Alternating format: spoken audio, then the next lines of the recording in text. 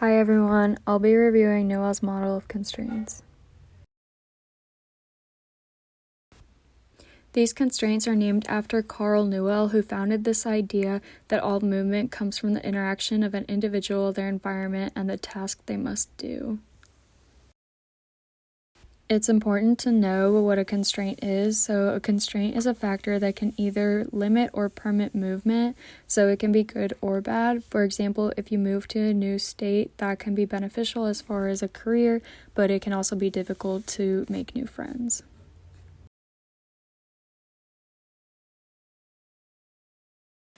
Newell's first constraint is called the individual constraint, and it has two factors, the first of which is structural and the second one is functional.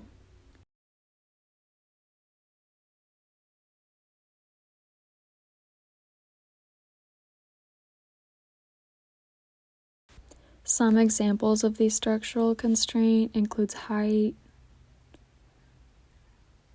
weight, and even muscle. And some examples of the functional constraint are attention, motivation, or fear.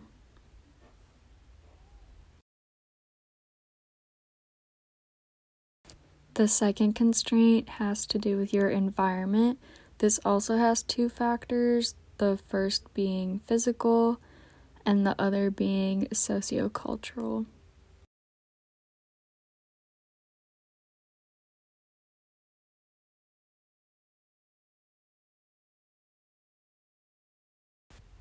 Physical constraints include things like temperature or weather, surface conditions, or even a new environment. And sociocultural factors include things like gender roles,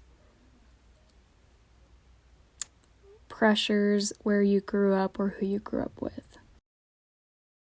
The last constraint is the task constraint. This is anything related to performing a specific task.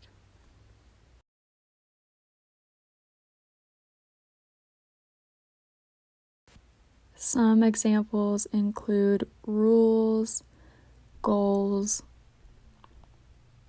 or even equipment.